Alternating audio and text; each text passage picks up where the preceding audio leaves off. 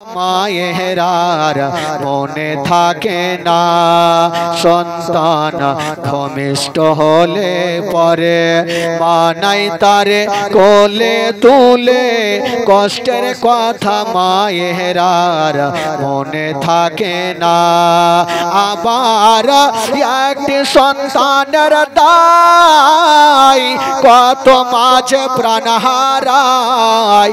আবার একটি সন্তানের দায় কত মাঝে প্রাণ হারায়। সেই মাকে কোনদিনও তোমরা ভুলো না। দয়াবতী দরদিনী মা, দয়াবতী দরদিনী হয় আমার মা, দয়াবতী দরদিনী মা। মায়ের গুণের বরকত কত যদি বলি বছর শত তবু না ফুরাই মায়ের গুণের বর্ণনা। আমার মায়ের গুণের বরকত কত যদি বলি বছর শত তবু না ফুরাই মায়ের গুণের বর্ণনা। আবার সে হয় জগতের সেরা, মায়ের নিন্দা করেন যারা।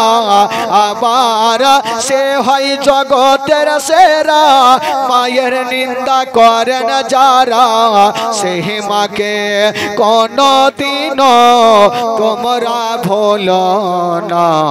দয়াবতী দরদিনী মা, দয়াবতী দরদিনী হয় আমার মা, দয়াবতী দরদিনী মা। আল্লাহুম্মা সাল্লি আলা সাইয়্যিদিনা মাওলানা মুহাম্মদ আলা আলি সাইয়্যিদিনা ওয়ালা আলি সাইয়্যিদিনা মাওলানা মুহাম্মদ সাল্লাল্লাহু তাআলা আলাইহি ওয়াসাল্লাম। বিরাদরান ইসলাম, তবে সর্বপ্রথম একটা কথা বলি ভাই, আপনারা জীবনী অনেক শুনেছেন, এখন পাড়ায় পাড়ায় টোলা টোলায় জীবনী। তবে আমি আপনাদের এখানে যেহেতু সাট্টারির মাটিতে আমার নবীর ইতিহাস বলে গিয়েছিলাম, যেহেতু আপনারা শুনেছেন, আর এখানে হচ্ছে শহীদে কারবালা। এই যে আপনারা প্রতি বছর মহরম খেলেন, আমি জানি সাট্টারির মাটিতে খুব চলে ওইগুলো।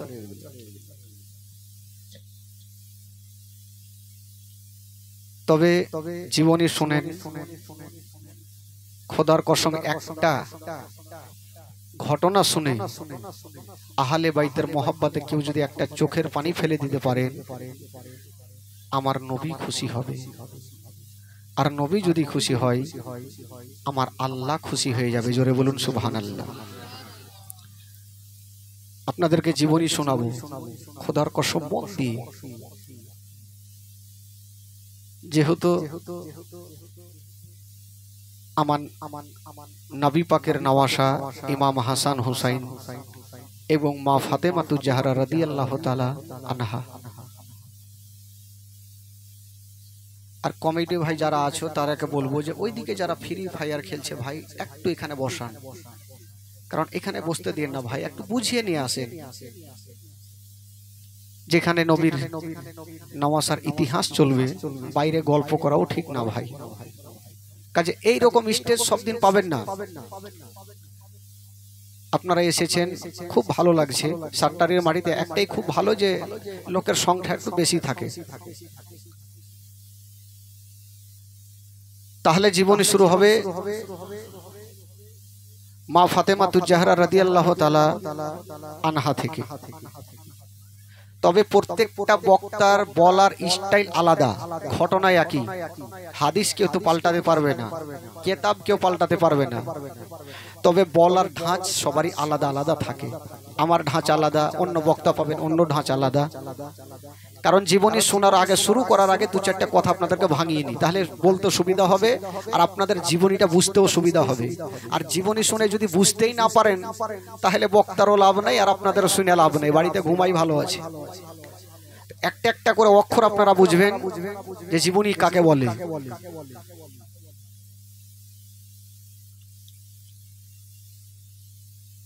কোন কিতাবে লিখছেন মা ফাতেমাতুজ জাহরা রাদিয়াল্লাহু তাআলা আনহার বয়স 15.5 বছর, আর কোন কিতাবে লিখছেন 16 বছর। বেশিরভাগ কিতাবে লিখছেন ফাতেমাতুজ জাহরার বয়স 16 বছর। তখন বিয়ের প্রস্তাব আসতে আরম্ভ করলেন আমার নবীর কাছে। তবে একটা কথা প্রথম আপনাদেরকে বলেছি, আচ্ছা বলুন তো ইমামে হাসান ইমামে হোসেন রাদিয়াল্লাহু তাআলা আনহুমার আব্বা জানের নাম কি গো? জোরে বলুন। হযরতে আলী। আর হযরতে শেরে খোদা আলীর আব্বা জানের নাম?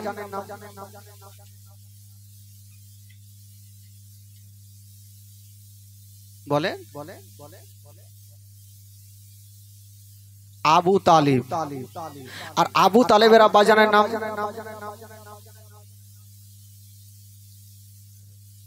Abdul Muttalib. আর আব্দুল মুত্তালিবের আব্বা জানের নাম?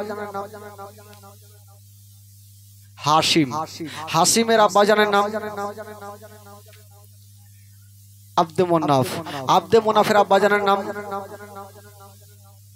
বাপের নাম বাপের নাকি মুখে থাকে, দাদর নামটা মুখে রাখি, আর কে অতগুলো নাম ঝামেলাতে মুখস্থ রাখতে যাব? এত কথা মুখে থাকার কথাও না, দু চারটা কথা জানলাম বাস হলো।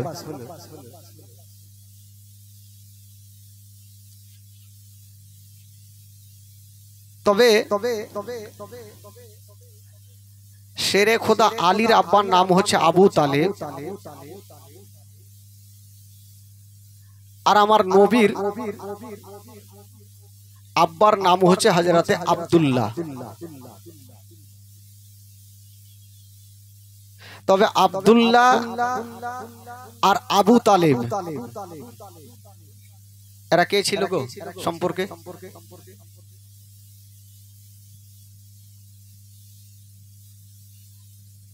আবু তালেব হযরত আব্দুল্লাহ এরা দুজন ভাই। তো আবু তালেবের বেটা হচ্ছে শেরে খোদা আলী, আর হযরত আব্দুল্লাহর বেটা হচ্ছে আমার নবী পাক। তো আমার নবী পাক আর শেরে খোদা আলী থেকে সম্পর্ক কি হবে? চাচাতো ভাই হবে না? কি হবে বলুন? চাচাতো ভাই। আবার নবীর বেটির সঙ্গে আলীর বিয়ে হবে। দেখেন ভাই, জীবনী শুনতে হলে একটু বুঝেন, তারপরে শুনেন। তো শেরে খোদা আলী কি বলে আমার নবী পাক হযরত আব্দুল্লাহর জীবনী হচ্ছে আমার নবী পাকের জীবনী এইদিকে কাটছে, আর আবু তালেব থেকে কেটে যাচ্ছেন ইমাম হাসান হোসেনের জীবনী। জীবনীর শেষ নেই, জীবনী বহুত আছে। আমার মতন হাজার হাজার তাফাজ্জুল যদি জীবনী করে, নবীর জীবনী শেষ করা যাবে না। তবে এখন পর্যন্ত ফাতেমার বিয়ে কিন্তু হয়নি। ফাতেমাতুজ জাহরার বয়স কত বললাম? জোরে বলুন, কত বললাম? মুখস্থ করেলেন জীবনী, যেন সামনে বছর আমাদেরকে বলতে না হয় আপনারা উঠে জীবনী করতে পারেন। এইভাবে মুখস্থ করেন। বক্তাকে কত টাকা দিবেন? চেষ্টা করলে তো সবই হবে। তো ফাতেমাতুজ জাহরার বয়স হচ্ছে 16 বছর। তখন আমার নবীর কাছে বিয়ের প্রস্তাব আসতে আরম্ভ করলেন, কিন্তু আমার নবী পাক বলেছিলেন যে আমি ফাতেমার বিয়ে অতক্ষণ পর্যন্ত দেব না যতক্ষণ আমার আল্লাহ রাজি না হবে। জোরে বলুন সুবহানাল্লাহ। আমার আল্লাহর পারমিশন ছাড়া আমার নবী কোনো কাজ করতেন না। এই জন্য আমার নবীর সমস্ত কথা হাদিস হয়ে গেছে। আমরা যেগুলো কথা বলি সেগুলো হয় কথা, আর আমার নবী যে কথাগুলো বলে সেগুলো হয় কি হয়? হাদিস। তবে সর্বপ্রথম ফাতেমার কাছে বিয়ের প্রস্তাব নিয়ে এসেছিলেন আবু বকর সিদ্দিক রাদিয়াল্লাহু তাআলা আনহু। আমার নবী বলল না, আমি বিয়ে দিব না। আবু বকর সাইডে বসে গেলেন। 2 নম্বরে বিয়ের প্রস্তাব দিলেন উমারে ফারুক রাদিয়াল্লাহু তাআলা আনহু। আমার নবী বলল না, হবে না। উনিও বসে গেলেন। তো ইনারা 2 জন নবীর পার্শ্বে বসে আছেন। বেশ 1 ঘন্টা পর ইনারা বলছেন, ইয়া রাসূলুল্লাহ, বিয়ে যখন দিবেন না তাহলে আমরা এবার যাই। আমার নবী বলল, ঠিক আছে, তোমরা চলে যাও। এরা 2 জন আবু বকর সিদ্দিক আর উমারে ফারুক রাস্তা ধরে যাচ্ছেন। একটু দূর আগিয়ে গিয়েছেন। উমারে ফারুক বলছেন, আবু বকর, আমরা নবীকে এত ভালোবাসি আর নবী আমাদের এতই ভালোবাসেন, আজকে ফাতেমার জন্য বিয়ের প্রস্তাব দিলাম, নবী রাজি কেন হইল না? আবু বকর তখন বলছেন, কি বলছেন? আবু বকর বলছেন, ওমর, জানি না, হয়তো আমার মহান আল্লাহ রাজি নাই, এই জন্য আমার নবীও রাজি হলেন না। আমার আল্লাহ রাজি নেই, এই জন্য হয়তো নবীও হইল না। উমারে ফারুক একটা কথা বললেন, তাহলে কি করব? আবু বকর বলছেন, উমর শোনো, তোমাকে একটা কথা আজকে আমি মনের কথা বলে দিই। আমিও বিয়ের প্রস্তাব দিলাম, তুমিও বিয়ের প্রস্তাব দিয়েছো, নবী নাকচ করে দিয়েছেন, কিন্তু আমাদের মধ্যে এমনই একজন ব্যক্তি আছে গো, উনি যদি বিয়ের প্রস্তাব দেয় তবে নবী রাজি হয়ে যাবে। বলো সেটাকে? সেটা হলো শেরে খোদা আলী। আলী যদি বিয়ের প্রস্তাব দেয় তবে নবী রাজি হবে। উমারে ফারুক বলছেন, আবু বকর, এটা কেমন কথা বললে? বললো, কেন? আমাদের টাকা আছে, পয়সা আছে, গাড়ি আছে, বাড়ি আছে, যদি নবী আমাদের সঙ্গে রাজি না হয় তো আলী তো হলো একজন নবীর বাড়ির চাকর, একজন গোলাম। আলীর কোনো বাড়ি নাই, ঘর নাই, ওই আলীর সঙ্গে নবীর বেটি ফাতেমার বিয়ে কেমন করে হতে পারে? আবু বকর বলছেন, উমার, পয়সার ঘামান দেখায়ও না, আমার আল্লাহ যদি রাজি হয় তবে আমার নবীও রাজি হয়ে যাবে। আমার আল্লাহ যদি রাজি হয় তবে নবীও রাজি হবে। তবে ও আবু বকর, এক কাজ করো, তাহলে চলো। এরা 2 জন গেল আর ওই শেরে খোদা আলীর কাছে দাঁড়িয়ে গেল। ও আলী, তাড়াতাড়ি করে দরওয়াজা খোলো। আলী দরওয়াজা খুলেছেন। বলো ভাই, তোমরা কেন এসেছো?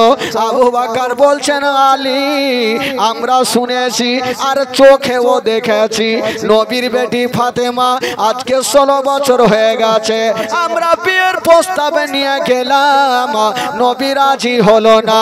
যদি তুমি বিয়ের প্রস্তাব নিয়ে যাও হয়তো নবী রাজি হয়ে যাবে।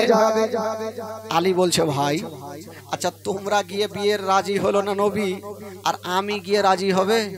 এটা জিন্দেগিতে হইতে পারে না, কারণ আমার টাকা নাই, পয়সা নাই, গাড়ি নাই, বাড়ি নাই, তো আমি একটা গরিবের সঙ্গে বাদশার বেটির বিয়ে দিবে, এটা আমার বিশ্বাস হয় না। এরা 2 জন বলছে, আলী তুমি চলো তো দেখি। আলী যাবে না, আর এরা 2 জন আলীর হাতখানা ছাড়ে না, তোমাকে নিয়ে যাবো, আজকে যাবো। তো আলী বলছে, দেখো ভাই, নবীর দরবারে যাব ঠিক, কিন্তু বিয়ের কথা আমি বলবো না। বলছে, কেন? তুমি বিয়ে করবা তো কে বলবে? আজকাল ঘটক তো থাকে ভাই সব জায়গায়, ঘটক বলে না, কি বলে আপনাদের? মোহাম্মদ ওয়ালা আলে সাইয়্যিদানা সাইয়্যিদানা মাওলানা মুহাম্মদ সাল্লাল্লাহু তাআলা আলাইহি ওয়াসাল্লাম।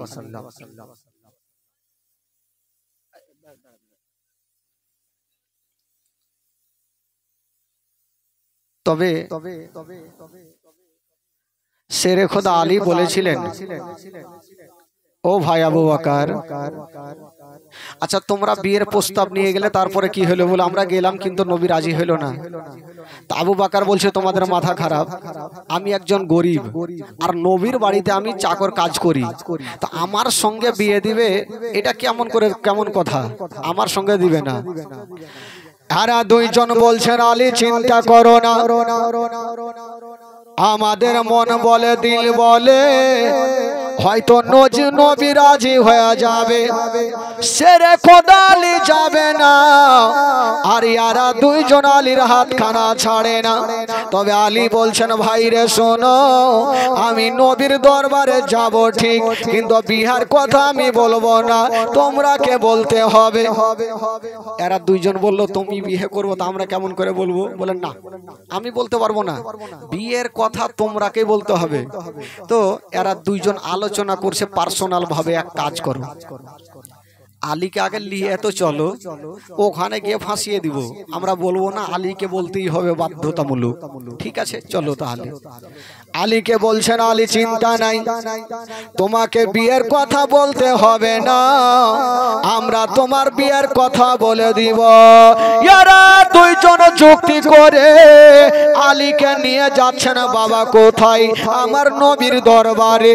ইয়ারা অর্ধেক রাস্তা গিয়েছেন, আমার মহান আল্লাহর অর্ডার হয়ে গেল। আল্লাহ বলে, জিবরাইল দেরি করো না, তাড়াতাড়ি করে যাও, আমার নবীকে জানিয়ে দাও এখনই আলী আসতেছে ফাতেমার জন্য বিয়ের প্রস্তাব নিয়ে। তুমি জানিয়ে দাও আমার আল্লাহ তাআলা আলীর সঙ্গে ফাতেমার বিয়েতে রাজি হয়ে গেছে। নবী গো, আপনিও রাজি হয়ে যান। জোরে বলুন বাবা গো। এই কথা বলতে নাই, সা করে জিবরিল আমিন ফেরেশতা আমার নবীর দরবারে হাজির হয়ে গেল। আসসালাতু ওয়াসসালামু আলাইকা ইয়া রাসূলুল্লাহ, আসসালাতু ওয়াসসালামু আলাইকা ইয়া হাবিবাল্লাহ। নবী বলে, ভাই জিবরাইল বলো কি খবর? বলছে, নবী গো, ইয়া রাসূলুল্লাহ, ইয়া হাবিবাল্লাহ, নবী গো, এখনই আলী আসতেছে ফাতেমার জন্য বিয়ের প্রস্তাব নিয়ে। ইয়া রাসূলুল্লাহ, এই বিয়েতে আমার আল্লাহ তাআলা রাজি হয়ে গেছে, নবী গো আপনি রাজি হয়ে যান। এই কথা বলে দিয়া জিবরাইল চলে গেল। আর ইয়ারা তিনজন যুক্তি করে আমার নবীর দরবারে হাজির হয়ে গেল। এরা তিনজন যুক্তি করে নবীর দরবারে হাজির। তো আমার নবী জিজ্ঞাসা করছেন, আবু বকর, আচ্ছা বলো কেন এসছো? তো আবু বকররা কিন্তু বুদ্ধি করে এসেছিল, আমরা বলবো না। তো আমার নবী আবু বকরকে বলছে, আচ্ছা বলো কেন এসছো? আবু বকর লম্বা সুরে বলছে, মানে আমি বলবো না। উমার, আচ্ছা বলো কেন এসছো? উনিও বলছে আমি বলবো না। কে বলবে? আলী বলবে। আলী বাড্ডা চিন্তাতে পড়ে গেল। আবু বকরকে বলছে, আবু বকর বাড়ি থেকে ফাইসালা করে এসছো, বিয়ের কথা আমি বলবো না, তোমরা বলবে, বলো। আবু বকর বলছে, আমি পারবো না। উমার, তুমি বলো। আমিও পারবো না। কেমন কথা বলছো? তোমরা যুক্তি করে আসলা বিয়ের কথা বলবো, আর এখানে আহা উহু কেমন কথা? তোমরাকে বলতে হবে, এরা বলবে না, অন্যদিকে মুখ ঘুরিয়ে বসে আছে। আমার নবী বলছেন, এ আলী, আবু বকরের কাছে শুনবো না, উমারের কাছে শুনবো না, আমি তোমার কাছে শুনবো, বল কেন এসছো? আলী ভাবলো ফেঁসে গেলাম। কিছু লোক থাকে না, যখন মারপিট লাগবে তার আগে মার ধর, মারপিট যখন লাগলো তো ওই লোকটা লুঙ্গি ছেড়া বাড়ি পালিয়ে গেছে। এরা ভারদাম ঠুকাঠুকি চলছে, ওই রকম ব্যাপার। এরা দুইজন তো যুক্তি করে মুখ ঘুরিয়ে আছে। আর শেরে খোদা আলীকে জিজ্ঞাসা করছে, তুমি বলো কেন এসছো? আলী বেচারা চিন্তা করছে, বলবো তো বলবো কি? আলী বলছেন, ইয়া রাসূলুল্লাহ, আমি বলবো না বিয়ের কথা, আমি বলবো না। বিয়ের কথা বলছে না, না হলে ফের বুঝে যাবে বিয়ের জন্য এসছে। বলছেন ইয়া রাসূলুল্লাহ, যেটার জন্য এসেছি এই যে ইনারা দুইজন বলবে। আমার নবী বলছেন আলী, আমি আবু বকরের কাছে শুনবো না, আমি উমরের কাছে শুনবো না, আমি তোমার জবান থেকে শুনতে চাই। বলো তুমি কেন এসেছো? আচ্ছা বলুন তো, আলী আমার নবীর দরবারে কেন গিয়েছেন? আমার নবী জানে কি জানে না? জোরে বলুন, জানে কি জানে না? আরো জোরে। আমার নবী তো সব জানে, তাও আলীর জবান থেকে শুনবে তার জন্য জিজ্ঞাসা করছে। আলী ভাবলো ফেঁসে গেলাম, একজন গরিব মানুষ, কেমন করে বলবো আপনার বেটির সঙ্গে বিয়ের প্রস্তাব নিয়ে এসেছি, বলাও তো যাইবে না। আর নবী জিজ্ঞাসা করছে, না বললে চলবে না, যেদিকে যাব ওইটাই খাদ আছে, বলবো তো কি বলবো? নবী জিজ্ঞাসা করেছে। আমার নবী বলছে আলী বলো কেন এসেছো? আলী বলছেন ইয়া রাসূলুল্লাহ, আমি আপনার কাছে এসেছি। আচ্ছা এসছো তো কেন এসো বলো? আবার বলছে আমি আপনার কাছে এসেছি। কেন এসো বলো? আবার বলছে আপনার কাছে এসেছি। বুকটা ফুটে কিন্তু মুখটা ফুটে না, বিয়ের কথা বলতে পারে না। আমার নবী বলছে আলী আচ্ছা কেন এসো বলো? আলী বলছে বলবো, একবার পিছনে ঘুরে দেখি কোন গুলখি আছে কিনা। গুলখি বুঝলেন? গুলখি কি বলছে আপনাদের ভাষায়? হাল্লি, গল্লি, গল্লি। এ দুটা বাড়ি লাগিয়ে 2 ইঞ্চি 4 ইঞ্চি করে ছাড়ে, ওটাকে কি বলছে? বাপ জন্মে শুনে গাল্লি। আচ্ছা হইলো ভাই, গাল্লি।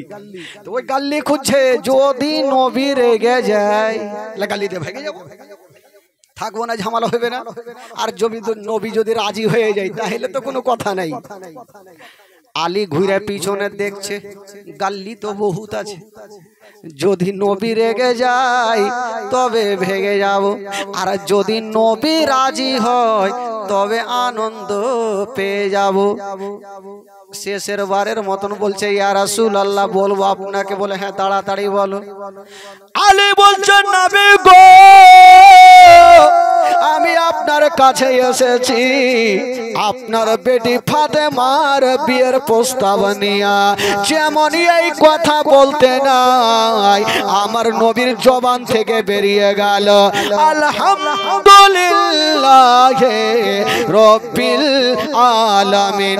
আমার নবী বলছেন আলী আমি এই বিয়েতে রাজি হয়ে গেলাম।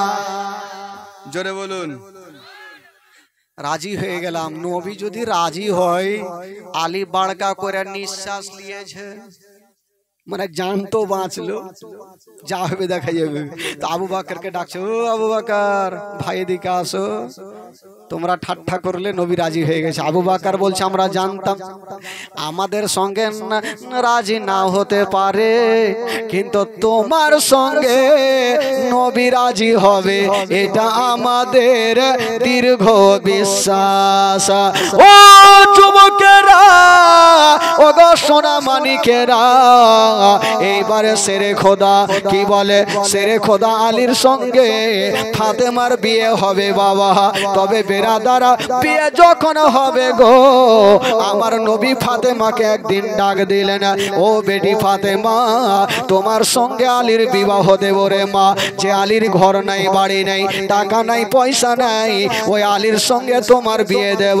ওই ফাতেমা মুখে উত্তর করলেন না, একটু মুস্কি মেরে হেসে চলে গেলেন। হাসার কারণ হইল ফাতেমা রাজি হয়ে গেছে। আজকাল যদি কোনো বাপ বেটিকে বলে হারে বেটি তোমার বিয়ে দিব, ওই লোকটার গাড়ি নাই, বাড়ি নাই, বাড়ি নাই, ঘর নাই, বিয়ে করবা?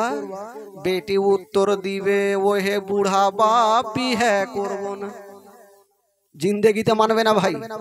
হ্যাঁ, নিজের লাইফ নিজেই দেখবে। কিন্তু কেমন ছিলেন ফাতেমা তু যাহারা, ভাবছেন আমার আব্বা যেখানে দেবে সেখানে ভালো জায়গাতেই দিবে। রাজি হয়ে গেলেন। এবার ফাতেমার সঙ্গে আলীর বিবাহ বাবাগো সম্পূর্ণ হবে। বেরাদার বন্ধুগণ, বাবাজি আমার নবী জিজ্ঞাসা করছেন, আলী তোমার সঙ্গে যে ফাতেমার বিয়ে দেব, আচ্ছা বলো তোমার কাছে কি আছে? আলী বলছেন, ইয়া রাসূলুল্লাহ, ইয়া হাবিবাল্লাহ, নবী গো, আমার কাছে এমনই জিনিস আছে অন্য জনের কাউরি কাছে পাওয়া যাবে না। বললো কি আছে? বলছেন, ইয়া রাসূলুল্লাহ, আমার কাছে দয়ার নবী মুস্তাফা আছে, আমার কাছে মা আমেনার কলেজা টুকরা আছে, আমার কাছে আব্দুল্লাহর নয়নতারা আছে। আমার নবী বলছেন, আলী আমি তো আছি, তোমার কাছে বিক্রি করার কিছু আছে যেটা মোহরানা দিতে হবে, কিছু আছে? আলী বলছেন, ইয়া রাসূলুল্লাহ, আমি গরিব মানুষ, কোথায় পাবো? বিক্রি করার কিছুই নাই, তবে নবী গো আমার কাছে একটা লোহার পোশাক আছে, যেই পোশাকটা পরিধান করে আমি যুদ্ধের ময়দানে যুদ্ধ করি। আমার নবী বলছেন, আলী যাও ওই পোশাকটা বিক্রি করে আসো। আলী বিক্রি করে চলে আসিল। বাবা গো কিছু টাকা এনে আমার নবীর কদম মোবারকায় রেখে দিল। আমার নবী বলছেন, বেলাল এখান থেকে টাকা নিয়ে যাও, আর কিছু খুরমা খেজুর নিয়ে চলে আসো। বাবা গো খুরমা খেজুর নিয়ে আসা হইল। যেমন নিয়ে আসা হইল, বাবা গো ওই আলীর সঙ্গে ফাতেমার বিয়ে হয়ে গেল। জোরে বলুন, ফাতেমার বিয়ে কমপ্লিট। আজকাল যখন ভাই খোদার কসম একটু মন দেন, ধ্যান দেন, কেউ কোনো দিকে নজর করবেন না, কারণ শাহিদে কারবালার জীবনী চলছে। আমার নবী যখন আজকাল বিয়ে হয়, তখন নতুন বউকে নিয়ে শ্বশুর বাড়িতে যাই কি যাই না ভাই? একটু হ্যাঁ হু করবেন, যাই কি যাই না? যাই। যেদিন বিয়ে হবে সেই দিন জামাইয়ের বাড়ি থেকে গাড়ি যায়, মারুতি যায়, ভ্যান যায়, অনেক লোকজন বরযাত্রী যায়। বরযাত্রী বলে না, কি বলে আপনাদের? বরযাত্রী বলে না? বরযাত্রী যায়। কিন্তু ফাতেমার যে বিয়ে হলো আলীর সঙ্গে, আলীর তো কেউ নাই। আলী একটা ঘরের কোণাতে বসে বসে কাঁদছে। আলী ভাবছেন, আল্লাহ আজকে নবীর বেটি ফাতেমার সঙ্গে আমার বিয়ে, আমার বাড়ি নাই, ঘর নাই, আমি ফাতেমাকে কোথায় নিয়ে যাব? নবীর সামনে আমি যেতেও পারি না। আলীর চোখ দিয়ে পানি ঝরছে।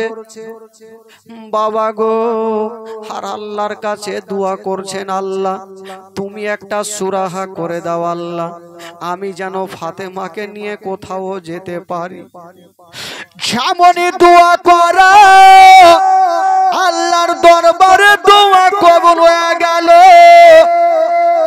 একটা লোক চলে আসিল, আমার নবীকে বলছেন, ইয়া রাসূলুল্লাহ, আজকে আপনার বেটির ফাতেমার আলীর সঙ্গে বিয়ে হয়েছে, তবে আলীর তো বাড়ি নাই, ঘর নাই। ইয়া রাসূলুল্লাহ, আল্লাহ আমাকে কয়েকখানা ঘর দিয়েছে, যদি মনে না করেন তবে আপনার বেটি জামাইকে আমার বাড়িতে পাঠিয়ে দেন। আমার নবী রাজি হয়ে গেল। আমার নবী বলছেন, আলী যাও ফাতেমাকে তুমি নিয়ে যাও। তবে বেরাদার ফাতেমাকে বলছেন, বেটি রে এবার তুমি আলীর সঙ্গে যাও। এই কথা বলতে নাই নবী নন্দিনী ফাতেমা একটু ঝরঝর করে কাঁদতে আরম্ভ করলে। ওই ফাতেমা ঝরঝর করে কাঁদতে লেগেছে। মা, আমার নবী বলছেন, বেটি রে তুমি কাঁদছো কেন বলো? মা গো, যেই ফাতেমার জীবনী শুনতে এসেছেন মা, ওই ফাতেমার চোখ দিয়ে যেন ঝরঝর করে পানি ঝরছে গো মা। ফাতেমা কান্দে। আমার নবী বুকখানে লাগায়া ফাতেমাকে বলছে, বেটি রে কেন তোমার চোখ দিয়ে পানি রে মা বলো? ওরে বেটি ফাতেমা, তুমি কান্দিও না রে, কান্দিও না। আমি সব সহ্য করিব মা, তোমার চোখের পানি আমি সহ্য করব না। তবে ফাতেমা কাঁদছে কেন? আমার নবী বলছেন, বেটি রে, তোমার গরিবের সঙ্গে বিয়ে দিয়েছি তার জন্য কি তুমি কাঁদছো? ফাতেমা বলছেন, আব্বা গো, সেটার জন্য কান্দি না, আজকে গরিবের সঙ্গে বিয়ে দিয়েছেন আব্বা, সেটা আমার কোনো দুঃখ নেই। তবে কাঁদছো কেন মা? বলছেন, আব্বা গো, আমি শ্বশুর বাড়ি যাচ্ছি। আজকে যখন কোনো বেটির বিয়ে হয়, যাওয়ার আগে মায়ের বুকখানে একটু লেগে যায়, মার বুকে লেগে একটু ডুগরে ডুগরে বেটিরা কান্দে। ফাতেমা বলছেন, আব্বা গো, আজকে শ্বশুর বাড়ি যাব, কিন্তু আমার মা জগতে বেঁচে নেই। যখন আমার 7 বছর বয়স ছিল, আমার মা আমাকে জগৎটা ছেড়ে চলে গিয়েছিল। আমার মা নেই যে আমি মার বুকে ঢুকে কাঁদবো। আমার নবী বলেছিলেন, ফাতেমা, কপালে যেটা লেখা আছে সেটা হবে মা, আর তুমি কান্দিও না। ফাতেমা বলছেন, আব্বা গো, যার মা জগতে বেঁচে নাই, তার দুনিয়াতে কিছুই নাই। ওরে যুবকেরা, পৃথিবীতে সব খুঁজে পাবেন গো, কিন্তু মার মতো একটা মা পাবেন না। বাবারা, যার মা নাই, তার দুনিয়াটা অন্ধকার। বন্ধুরা, ফাতেমা কাঁদছে আর বলছেন, আব্বা গো, আমার মা নাই বলে দুনিয়াটা আমার অন্ধকার। আব্বা, আজকে যদি আমার মা থাকতো, তবে মায়ের বুকখানে আমি লেগে যেতাম। আমার মা আমার কপালে চুমা দিত, গালে চুমা দিয়া বলতো, বেটি রে, যাও রে বেটি যাও, আমি তোমার মা, তোমার জন্য দোয়া করব। কিন্তু যার মা নেই, সে বেটির অবস্থা কি হতে পারে বাবা? ফাতেমা আজকে নবী নন্দিনী, আজকে 16 বছর বয়সে ডুগরে ডুগরে কাঁদছে। আমার নবী বলছেন, ফাতেমা কান্দিও না, যদি তুমি কান্দো রে মা, তবে আমারও কলেজা খানা ফেটে যাবে। বলছেন, বেটি রে, তুমি তো 7 বছর বয়সে বাবাকে মাকে হারিয়েছো, তুমি আব্বার কাছে আছো, কিন্তু আমি মায়ের গর্ভে থাকতে আমি যে বাবাকে হারিয়েছিলাম, 6 বছর বয়সে মাকেও হারিয়ে দিয়েছিলাম। সেদিন আমাকে সান্ত্বনা দেওয়ার জন্য কেউ ছিল না। বলছেন, বেটি রে, কান্দিও না রে বা, কান্দিও না। হায়রে আমার নবী পাক ফাতেমাকে বুকখানে লাগায়া, গালে বুকে চুমা দিয়া ফাতেমাকে বিদায় দিচ্ছেন বাবা। আর একটা কথা বলছেন, মা, আজকে তুমি চিন্তা করো না, তোমার সঙ্গে যার বিয়ে দিয়েছি রে মা, ওই আলীর সঙ্গে কাউরি তুলনা হবে না রে মা। এমনই আলীর আলী একজন মানুষ, ওই আলীর ব্যবহারকে দেখে আমার আল্লাহ তাআলা পর্যন্ত রাজি হয়ে আছে। ওরে বেটি ফাতেমা, তুমি গরিব মনে করিও না বাবা গো। মা ফাতেমা তু যারা সঙ্গে সঙ্গে বাবা বাপের চোখের পানি মুছে দিচ্ছে না, আমার নবীও কাঁদছে না, মা ফাতেমাও কাঁদছে না বাবা। হাইরে, ফাতেমার চেহারা এত সুন্দর ছিল বাবা গো, ওই ফাতেমার হাতে হবে জান্নাতি চাবি। ওই ফাতেমা যদি মা রাজি হয়ে যায়, তবে জান্নাত গ্যারান্টি আছে মা। আজকে ফাতেমা তু যারা কেঁদে কেঁদে বুকটাকে ভিজায়া নিয়েছে না, চোখ গালা লাল লাল হয়ে যাচ্ছে। আমার নবী বলছেন, বেটি রে যাও। বাবা গো, সান্ত্বনা দিয়া ফাতেমাকে আদর করে বুকে লাগায়া সেরে খোদা আলীর সঙ্গে পাঠিয়ে দিলেন। পাঠিয়ে তো দিলেন বাবা, কেতাবে লিখছেন, কেউ বলে ভোরের সময় আর কেউ বলে রাত্রের সময়। আমার নবী পাক এক পা দুই পা করে ফাতেমার গেটে গিয়ে ডাক দিচ্ছে। যেমনই ডাক দিয়েছে ফাতেমা ভাবছেন, আল্লাহ এটা তো আমার আব্বার গলা লাগে, আমার আব্বা চলে এসেছে। কারণ আব্বা আমার 5টা মিনিট না দেখলে থাকতে পারে না, আমার আব্বা আমার কাছে চলে এসেছে। ফাতেমা দৌড় দিয়ে গেল, আর যেন বাবা দরওয়াজা খানা খুলে দিয়েছেন। যেমনই দরওয়াজা খুলেছে মা, সঙ্গে সঙ্গে আমার নবীর চেহারাতে নজর পড়ে গেল। দেখছেন আমার নবীর চোখ দিয়া ঝরঝর করে যেন পানি ঝরে যাচ্ছে। ফাতেমা বলছেন, আব্বা গো আমি জানি আপনি আমাকে 5টা মিনিট না দেখলে থাকতে পারবেন না, আমি ভালো করে জানি। তবে আমার নবী বলছেন, বেটি রে একবার আমাকে ঘরের মধ্যে নিয়ে চলো। আমার নবী ঘরের মধ্যে গেলেন, বলছেন, বেটি রে আমাকে 1 লোটা তুমি পানি এনে দাও। ফাতেমা পানি এনে দিলেন। ওই পানিতে আমার নবী দম করে দিয়া একটা ফোঁক মেরে দিয়া অল্প পানি নিয়া ফাতেমার চেহারাতে ছিটা মারলেন। আলীকে ডাকলেন, আলীর চেহারাতে ছিটা মারলেন। আমার নবী বলছেন, মা এবার আমি চললাম রে মা। যেমন এই কথা বলা ফাতেমা কাঁদতে আরম্ভ করেছেন। আমার নবী বলছেন, ফাতেমা আবার তুমি কেন কাঁদছো রে মা? ফাতেমা বলছেন, আব্বা গো আপনি যাচ্ছেন আব্বা, তাই আমার যাওয়াকে কেন্দ্র করে আমার চোখ দিয়ে পানি থামলো না। আব্বা গো আজকে আপনি চলে যাচ্ছেন। আব্বা আজকে যদি আমার মা থাকতো, আমার মা যদি আসতো, আমার মা একটা রাত আমাকে বুকখানে নিয়ে ঘুমাতো, একটা রাত আমাকে বুকে নিয়ে থাকতো। আব্বা আমার মা নেই বলি আমার কিছুই নেই, দুনিয়াটা অন্ধকার। আমার নবী সান্ত্বনা দিয়ে বলছেন, বেটি কপালে যেটা লেখা আছে সেটা হবে, রোধ হবে না রে মা। মোরে বেটি রে সবাইকে দুনিয়া থেকে যেতে হবে, মা কেউ দুনিয়াতে থাকেনি আর থাকবে না। মা যখন সময় হয়ে যাবে দুনিয়াটা ছেড়ে চলে যাবে, তোমার মাও চলে গেছে, একদিন আমিও যাব, তোমাকেও যেতে হবে। মা তুমি কান্দিও না, হাজার হইল মা হারা, যার মা নাই তাকে জিজ্ঞাসা করবেন মা থাকার না থাকার ব্যথা কতটুকু হয়। ফাতেমা বলছেন, আব্বা গো আজকে যদি আমার মা আসতো, তবে একটা রাত আমার বাড়িতে থাকতো, আমাকে বুকখানে নিয়ে থাকতো। মা ফাতেমা তু জাহারা আব্বার হাত ধরে যেন কাঁদছে। আর নবী বলছেন, বেটি রে আর চোখের পানি তুমি ফেলিও না, চোখের পানি ঝরঝর করে ফেলিও না।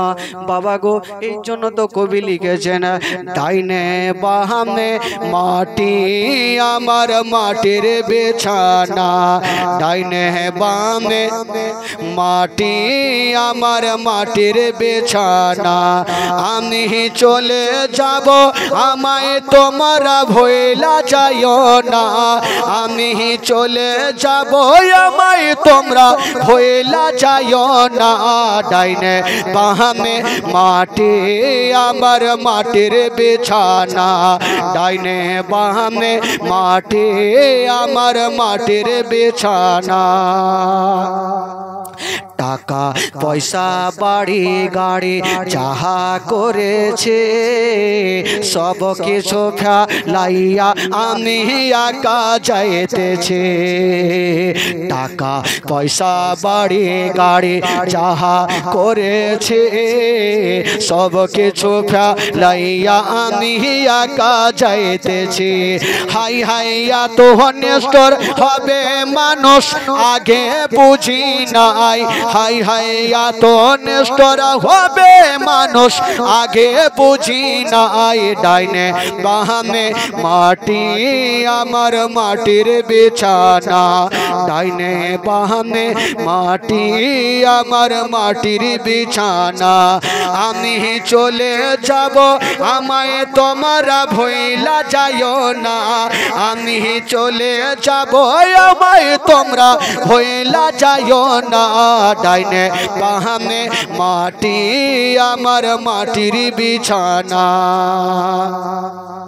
ঘরের বিবি ছেলে মেয়ে আছে যাহারা জন্মের মতো বিদায় করে দিবেন তাহারা ঘরের বিবি ছেলে মেয়ে আছে যাহারা জন্মের মতো বিদায় করে দিবেন তাহারা হাই হাই এত নেস্টর হবে মানুষ আগে বুঝি নাই হাই হাই এত নেস্টর হবে মানুষ আগে বুঝি নাই ডাইনে বামে মাটি আমার মাটির বিছানা ডাইনে বামে মাটি আমার মাটির বিছানা একটু আমার সঙ্গে আপনারা পড়ুন তো দেখি ইমান তাজা হবে যদি পড়া হয় গুনাহ আমাকে দেবেন নেকি যদি হয় বাবা আপনারা লিয়েন একটু আমার সাথে পড়ুন ডাইনে বামে মাটি আমার মাটির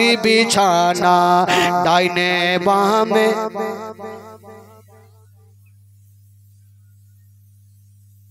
ঢেকি বাহানা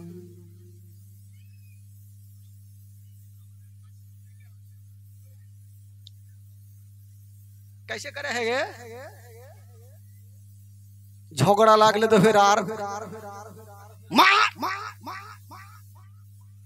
এই দিকে ফের গলা উঠে যাচ্ছে আর এইগুলো তার গলা উঠে না গোটা মাজমা উঠান কেউ চুপ করে থাকবেন না জোরে বলুন ডাইনে বামে মাটি আমার মাটির বিছানা ডাইনে বামে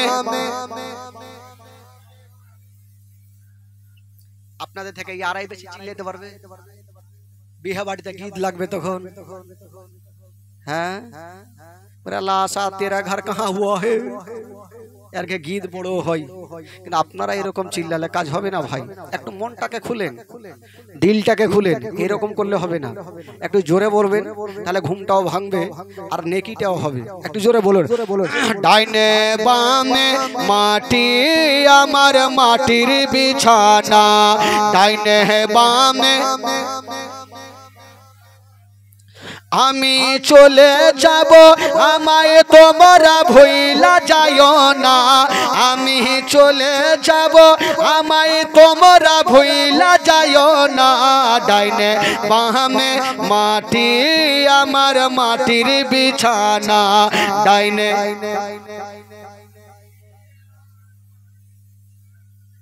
টাকা করি বাড়ি গাড়ি যাহা করেছি সব কিছু ফেলাইয়া আমি একা যাইতেছি টাকা পয়সা বাড়ি গাড়ি যাহা করেছি সব কিছু ফেলাইয়া আমি একা যাইতেছি হাই হাই এই জগতে আমার আপন আর তো কেউ নাই বলুন হাই হাই এই জগতে আমার আপন আর তো কেউ নাই ডাইনে বামে মাটি আমার জোরে জোরে ডাইনে বামে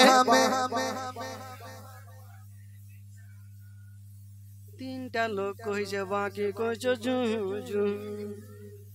একটাও কই না পিছনের গুলা এর অবস্থা যে কি হবে আল্লাহ জানে শ্বশুর বাড়িতে রাগ করে এসেছেন নাকি হ্যাঁ কারণ শ্বশুর বাড়িতে যদি গাড়ি পেয়ে এলাই হাইরে গাড়ি ছাড়বে পালসার গাড়ি একটা লোক গাড়ি পেয়েছে ভাই শ্বশুর বাড়িতে যে যুবক যুবক ছেলে গেলা আর শ্বশুর বাড়িতে যখন গাড়ি পাইলে ওর ব্রেক ঠিক থাকে না 100-তে চলছে চলছে চলছে তো জামাইটা এত মোটা বুদ্ধা গাড়ি যখন চলছে তো এই যে জামা পরে আছে না এই ফুটা ফুটা আছে তো হাওয়া ঢুকছে পিছনটা কিন্তু ফুলে যাইছে ই ভাবছে থাম রে জামা তোকে এমন ভাবে পড়বো তোর বাপও ফুলতে পারবে না ই বুটাম গুলা বাবা সামনে লাগিয়েছে না পিছনে লাগিয়েছে পিছনে যদি বুটাম থাকে তাহলে আর হাওয়া কোনটা দিয়ে ঢুকবে চলছে এবার পিঠা তো চলছে আর বলছে আর হাওয়া ঢুকবে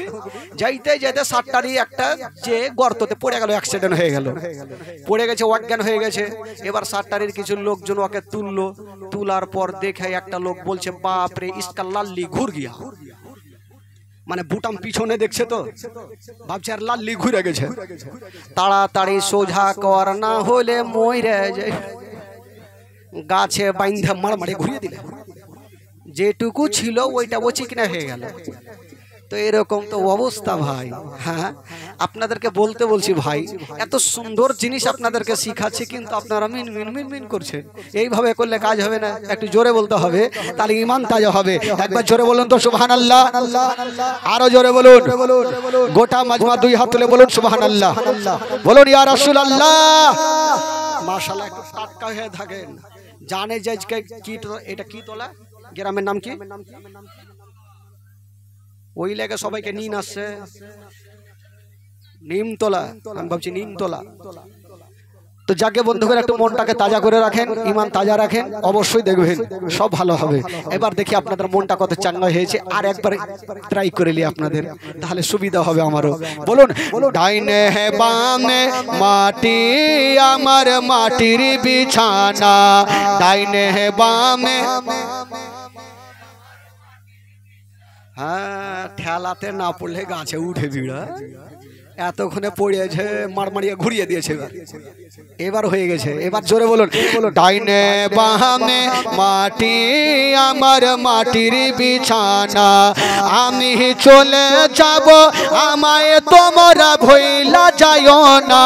বলুন, আমি চলে যাব আমায় তোমরা ভুইলা যাইও না, ডাইনে বামে মাটি আমার মাটির বিছানা, ডাইনে বামে। ঘরের বিবি ছেলে মেয়ে আছে যাহারা, জন্মের মতো বিদায় করে দিলেন তাহারা। ঘরের বিবি ছেলে মেয়ে আছে যাহারা, জন্মের মতো বিদায় করে দিবেন তাহারা।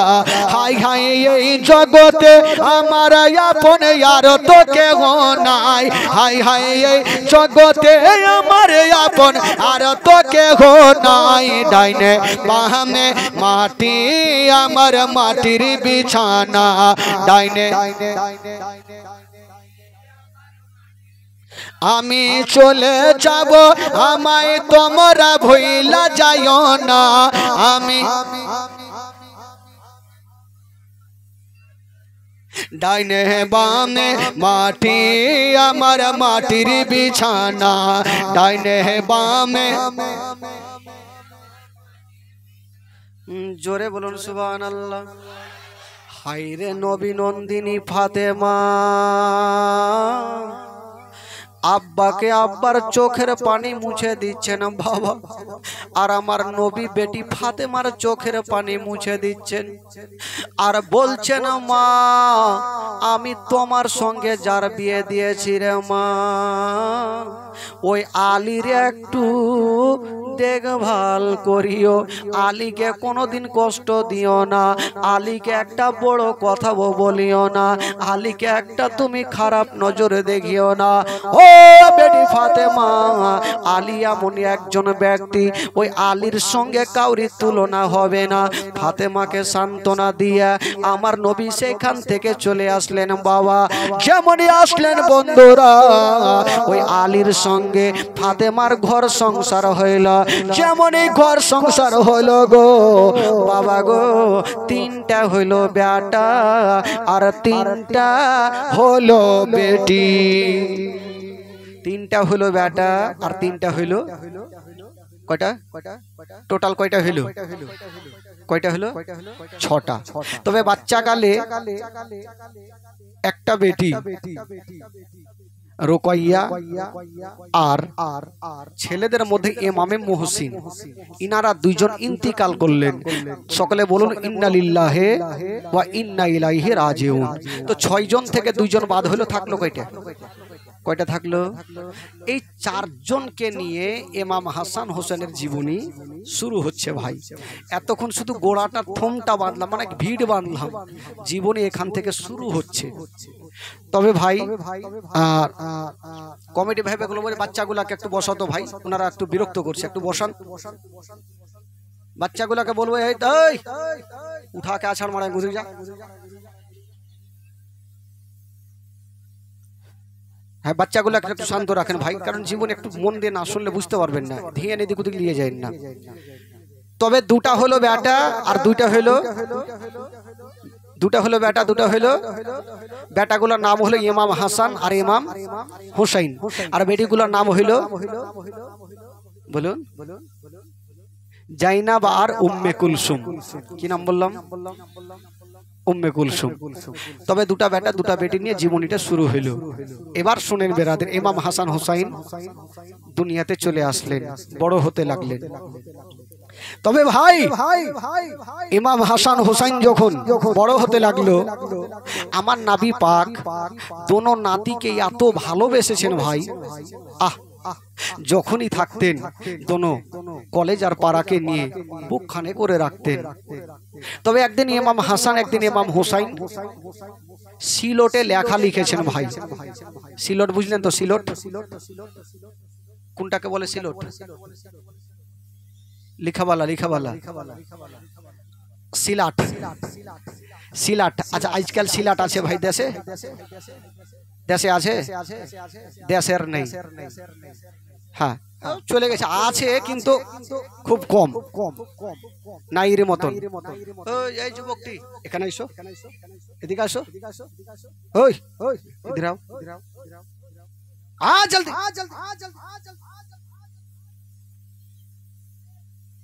নিচে নামো না, হো এদিকে নাম যাও না, হো।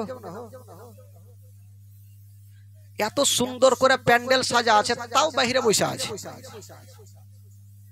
ওর মতো হ্যাঁকড়াকে ও আছে। হ্যাঁ, এত সুন্দর আমার মা বহিনেরা প্যান্ডেল সাজিয়েছে, দেখেন তো।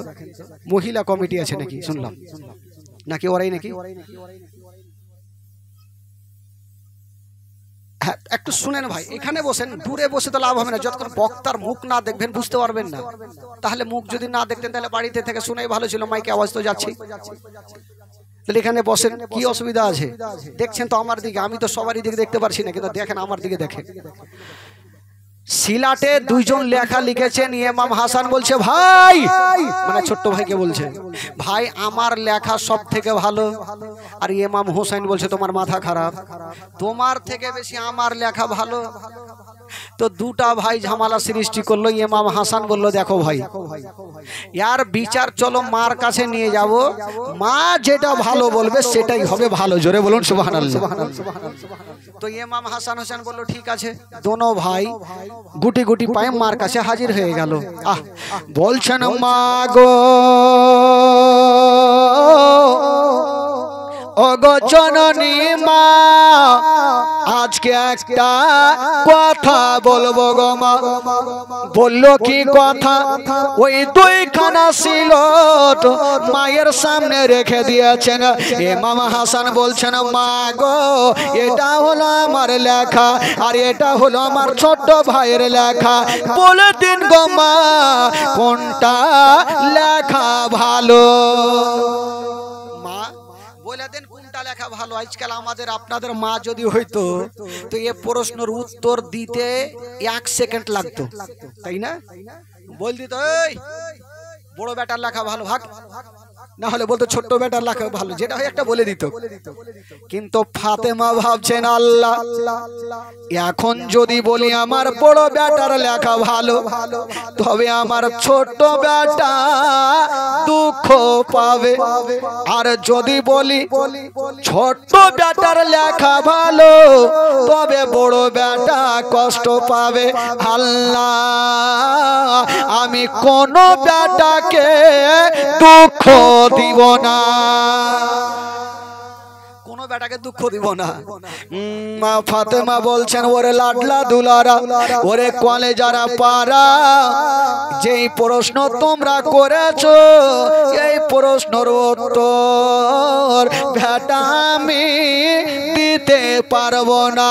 ও লাডলা বেটা রে, এই প্রশ্নের উত্তর যদি নিতে চাও তবে তোমার আব্বা জানের কাছে চলে যাও। ফাতেমা বলছে আমি পারবো না, যাও তোমার আব্বার কাছে যাও। এরা দুইজন ভাই চিন্তা করছে এই সামান্য প্রশ্ন মা দিতে পারবে না উত্তর, কেমন কথা। ঠিক আছে ভাই, যখন মা বলছে আব্বা পারবে, চলো তাহলে।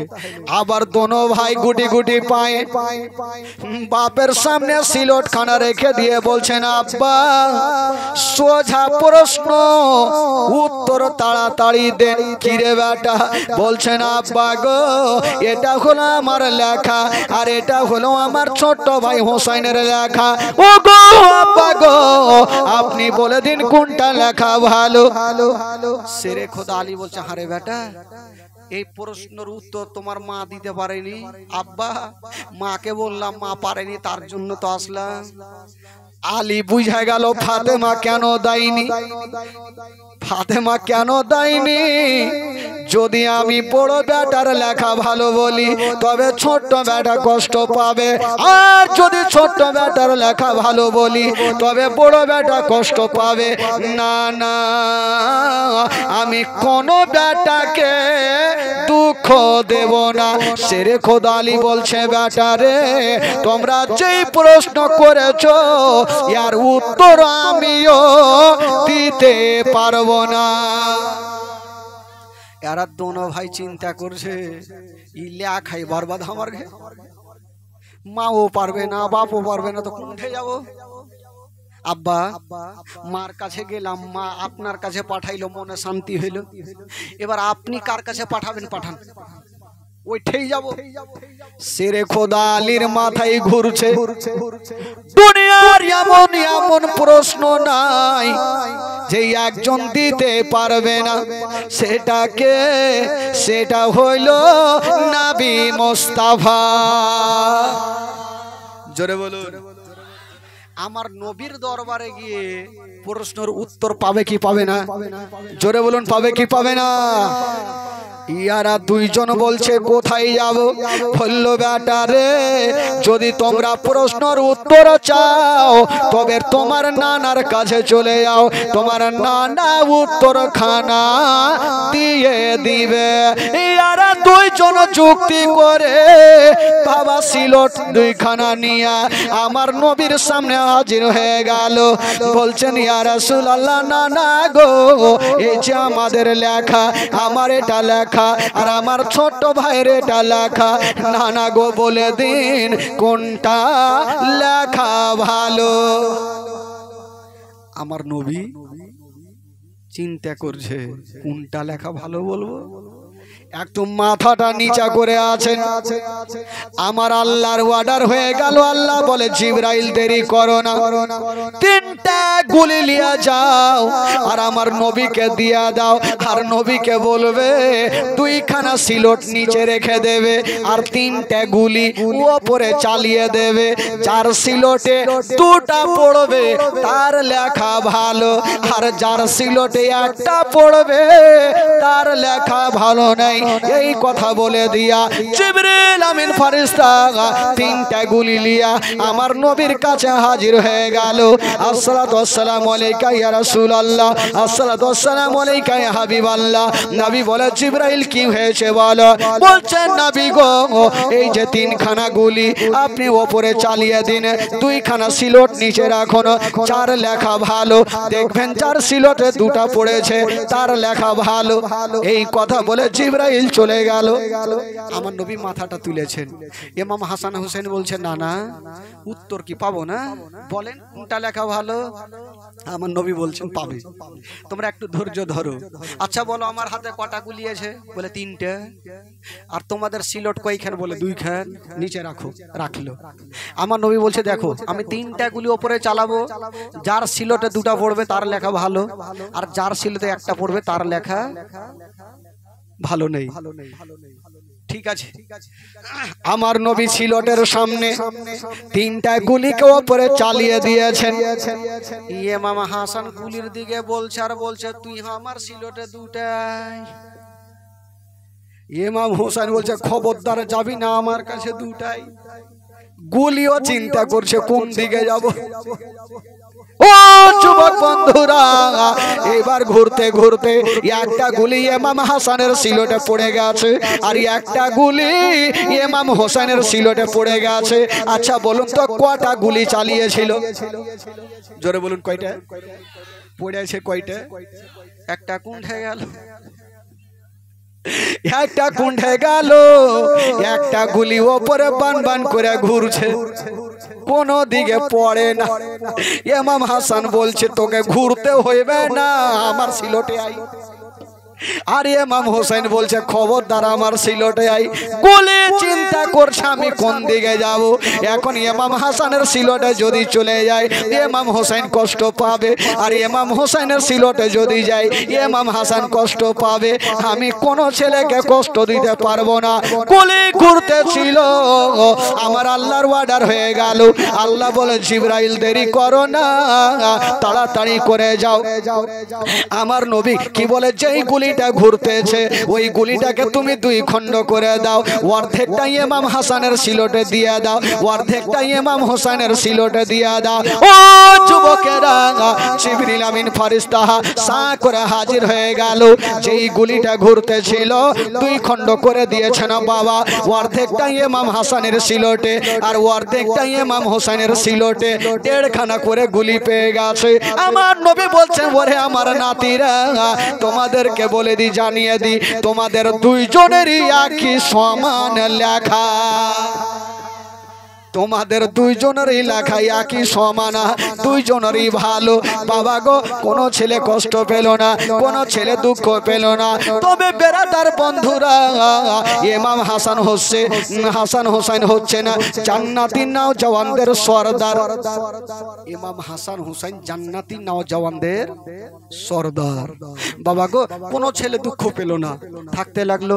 দিন যায় সময় কাটে, দিন যায় সময় কাটে। একদিন তবে একটা কথা বলি, এই যে শেরে খোদা আলী, একটু ভালোবাসার দিকে নিয়ে যাই। শেরে খোদা আলী বিবি ফাতেমাকে এত ভালোবেসেছেন, কোনদিন একটা বড় কথা পর্যন্ত বলতেন না। আর ফাতেমা তো যাহারা স্বামীকে এত ভালোবেসেছেন, ফাতেমাও কোনোদিন স্বামীকে একটা বড় কথা বলতেন না। আচ্ছা বলুন তো, এখানে যতজন বসে আছেন যারা যারা নিজের বিবিকে কখনো মারেননি, একটু হাত তুলে দেখান তো।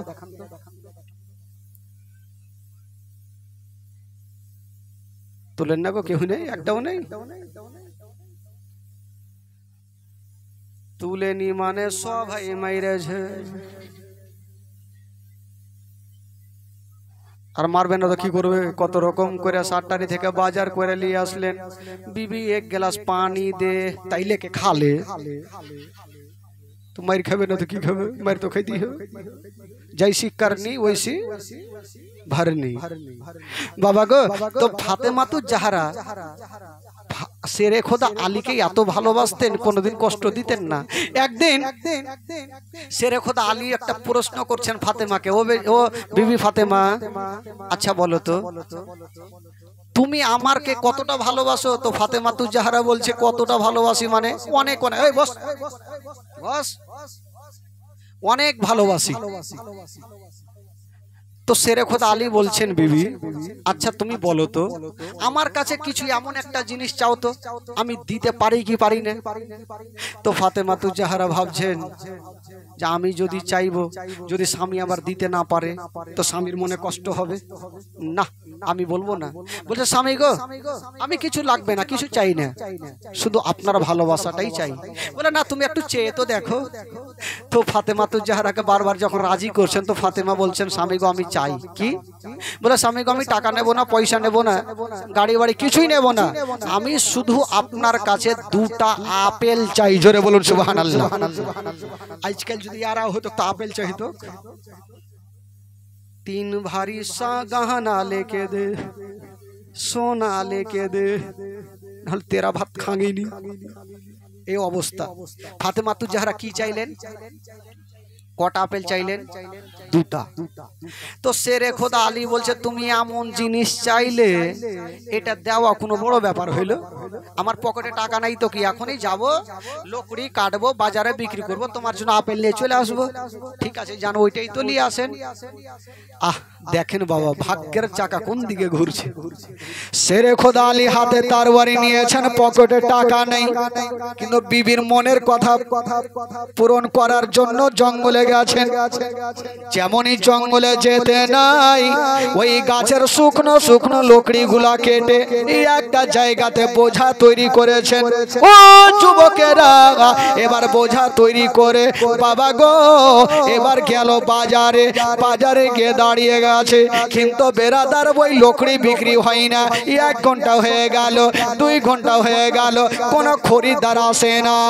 ওই দিকে শেরে খোদা আলী বাজারে দাঁড়িয়ে দাঁড়িয়ে কান্দে, আর ওই দিকে মা ফাতেমা ঘরের কোণাতে বসে বসে কান্দে। ফাতেমা কেন কান্দে? ফাতেমা ভাবছেন আমার স্বামীর কাছে আপেল চাইলাম, জানি না ওই আপেলের জন্য কত না কষ্ট করে। আর আলী ভাবছেন ফাতেমাকে কত রকম রাজি করিয়েছি, যদি আমার লকড়ি বিক্রি না হয় তবে আমি আপেল দিতে পারবো না। আর আপেল যদি না দিতে পারি তবে ফাতেমা নারাজ হয়ে যাবে। কি করব? 1 ঘন্টা হয়ে গেল, 2 ঘন্টা হয়ে গেল, সন্ধ্যা হতে যাচ্ছে, সূর্য লাল। আলীর চোখ দিয়ে পানি ঝরছে, করবো তো করবো কি?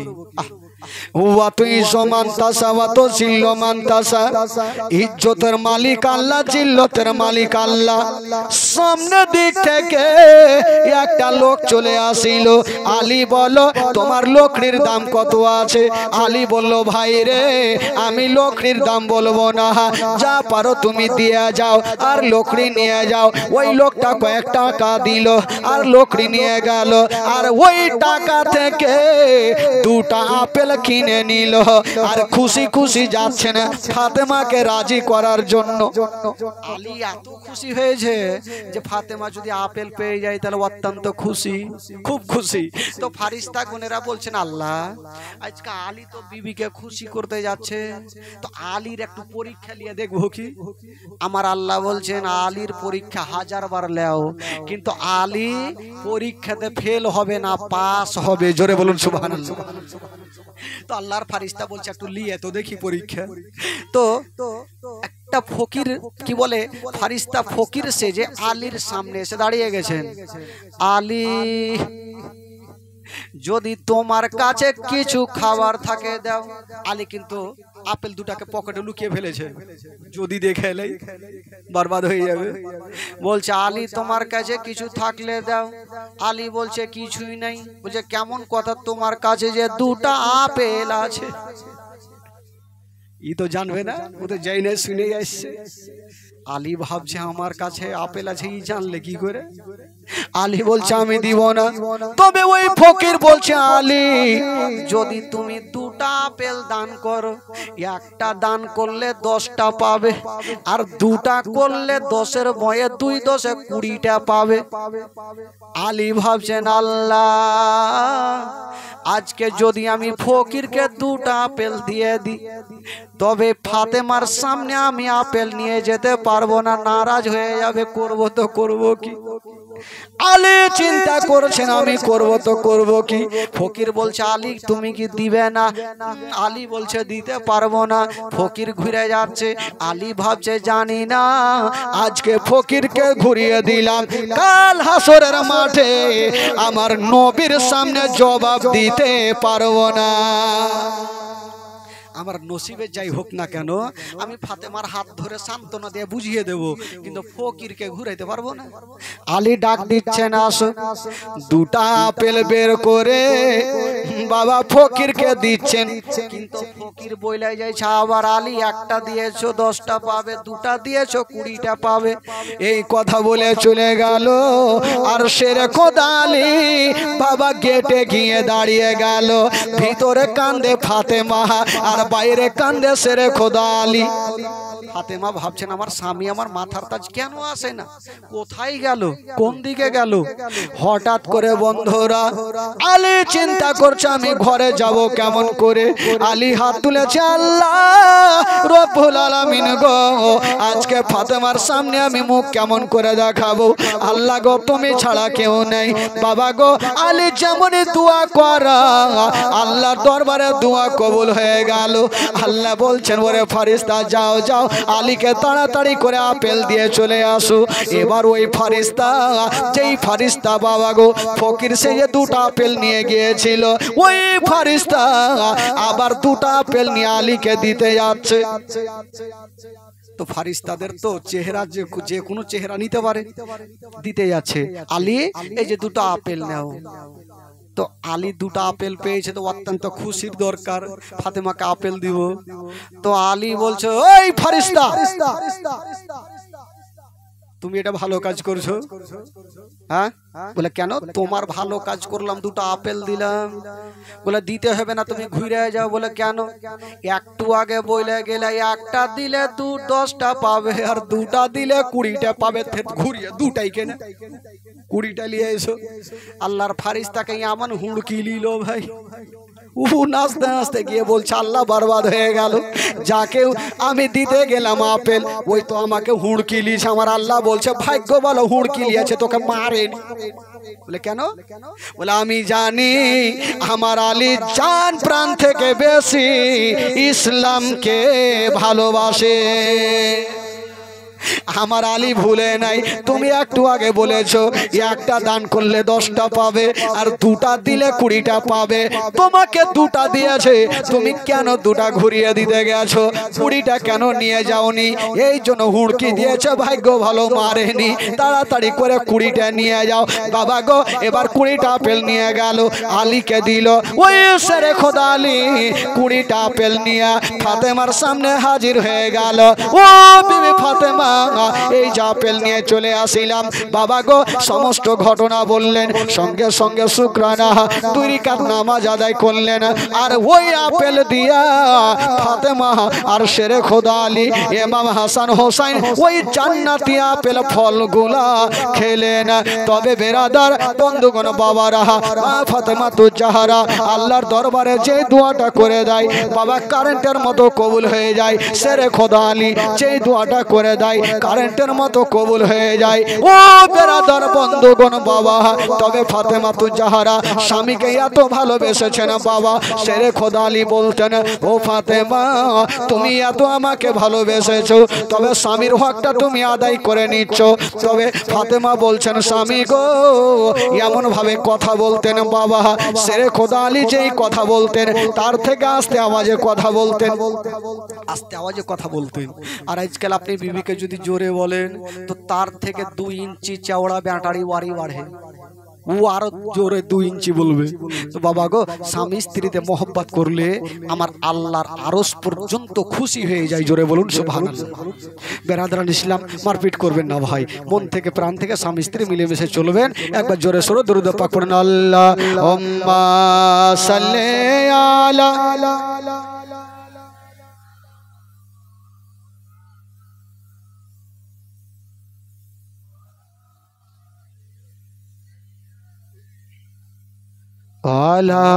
আলে সাইয়্যিদিনা।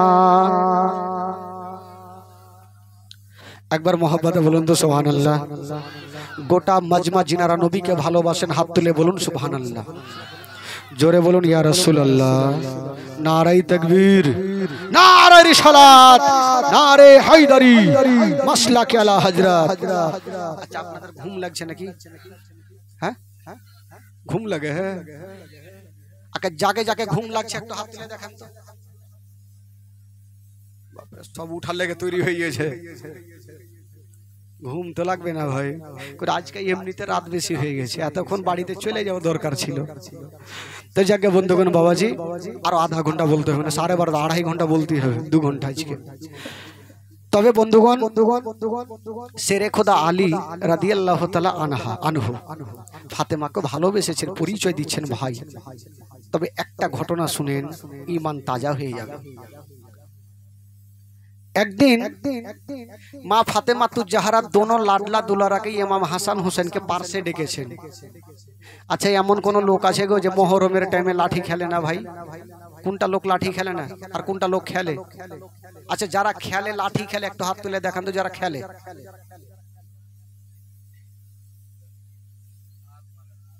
কেউ নেই?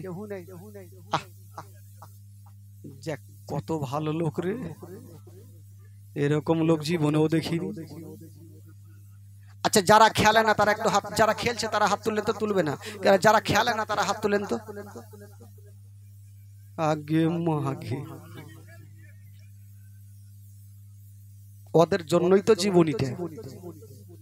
লাঠি কারা খেলেছিল, আনন্দ কারা করেছিল,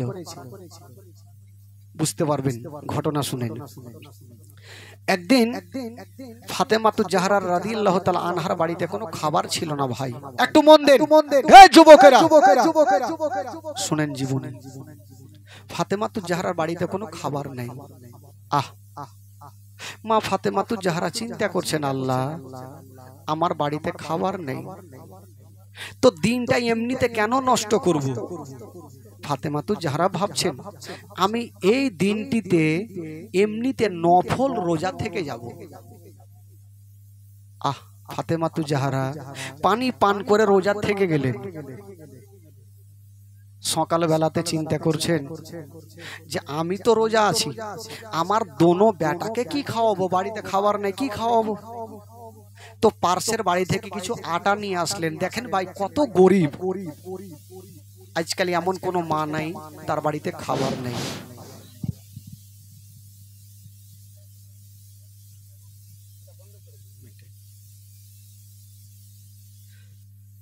এমন কোন লোক নেই যে তার বাড়িতে খাবার নেই। মা একটু শুনেন মা। তো ফাতেমাতুজ জাহরা রাদিয়াল্লাহু তাআলা আনহা চিন্তা করছেন, আমি আটা নিয়ে আসলাম, রুটি তৈরি করেছেন 2 থেকে 3টে, আর রুটি তৈরি করে হালকা হালকা করে টুকরো করে দোনো বেটার মুখে দিচ্ছেন। মা আজকাল যেমন মা বহিনেরা দেয়, বেটাকে নিজের হাতে খিলিয়ে দেয়, বেটিকে নিজের হাতে খিলিয়ে দেয়, কি খাওয়াই না ভাই? খাওয়াই কি খাওয়াই না? মা বোনেরা খাওয়াই। তো ইমাম হোসেনের একটা অভ্যাস ছিল যে মা যখন তার মুখে খাবার দিত, তো ইমাম হোসেন নিজের মুখ থেকে আবার নিয়ে মায়ের মুখে দিয়ে দিত। তো এই অভ্যাসটা কিন্তু ছিল। তো সেদিন ফাতেমাতুজ জাহরা যখন ইমাম হোসেনের মুখে খাবার দিয়েছেন, ইমাম হোসেন নিজের মুখ থেকে নিয়ে মার মুখে দিচ্ছেন। মা বলছেন, বেটা রে, আমার খাওয়া চলবে না রে লাল। কেন মা, কেন চলবে না? বলছে, বেটা আমি রোজা করেছি বেটা। দোনো ছেলে বলছেন, মা গো এটা তো রমজান মাস নয়, তুমি কিসের রোজা করেছো মা? ফাতেমা বলছেন, বেটা রে আমি নফল রোজা করেছি রে বেটা। দোনো ছেলেকে বলছে, বেটা তোমরা খেয়ে নাও। ইমাম হাসান হোসেন বলছেন, মা গো তুমি রোজা থেকেছো মা, কিন্তু আমাদের কেন জাগাওনি মা? আমরাও রোজা করতাম। ছোট ছোট 5-6 বছরের ছেলে বলছেন, মা গো আমরাও রোজা করতাম মা। ফাতেমা বলছেন, বেটা রে এত বড় দিনে বেটা তোমরা রোজা করতে পারবে না রে লাডলা দুলারা, কেমন করে করবে? দোনো ছেলে বলছেন, মা গো তুমি যেমন করে আছো মা, আমরাও সেমন করে রোজা করব মা। মা ফাতেমা বলছেন, বেটা তোমাদের থাকতে হবে না, রুটি খেয়ে নাও। দোনো ছেলে বলছেন, মা আমরা রুটি খাবো, যদি তুমি ওয়াদা করো যে আজকে ভোরের টাইমে আমাদের সেহরি খাওয়াবে, রোজা করাবে, তাহলে খাবো, আর না হলে খাবো না। ফাতেমা ভাবছেন, আল্লাহ কি বলবো এখন, যদি বলি কালকে তোমাদের রোজা ধরাবো না, তবে দোনো ছেলে আমার কাছে রুটি খাবে না। আল্লাহ এখন সান্ত্বনা দিয়ে আমি খাইয়ে দিই, তবে বাবা গো কালকে যখন হবে আবার সান্ত্বনা দিয়ে খাইয়ে দেব। দোনো ছেলেকে বলছে, ঠিক আছে বেটা তোমাদের রোজা ধরাবো। বলে, ঠিক আছে মা এবার খাইয়ে দাও। বাবা গো দোনো বেটাকে খাইয়ে দিলেন। দোনো বেটা আনন্দ করছে। ওই দিকে ফাতেমা, নবী নন্দিনী ফাতেমা ভোরের টাইমে পানি পান করে রোজা ধরেছিলেন, আবার সন্ধ্যার টাইমে পানি পান করে রোজা ইফতার করলেন। একটা রোজা হয়ে গেল। আবার রাত্রি সমাতে বাবা ফাতেমা দোনো বেটাকে নিয়ে আরামে ঘুমিয়ে আছে, কিন্তু মায়ের ঘুমটা আসে না। কেন আসে না? এই যে কালকে রোজা করার জন্য আবার ফাতেমা ভাবছেন আল্লাহ দোনো বেটার কাছে ওয়াদা করেছি রোজা ধরাতে হবে, আল্লাহ দোনো বেটা যদি রোজা ধরে নাই তবে সারাদিন এত বড় দিনে রোজা রাখতে পারবে না, আমি মা সহিতে পারবো না, দোনো বেটাকে আমি রোজা ধরাবো না। যখনই বেরাদার মসজিদে আজান হচ্ছে, আসলা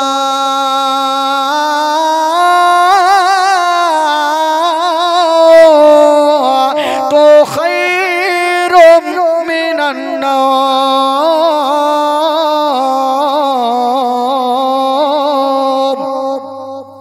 মসজিদে যখন আজান হইল, ফাতেমা ভাবছেন আল্লাহ আমি আস্তে আস্তে উঠব, আমার দোনো বেটাকে আমি জাগাবো না।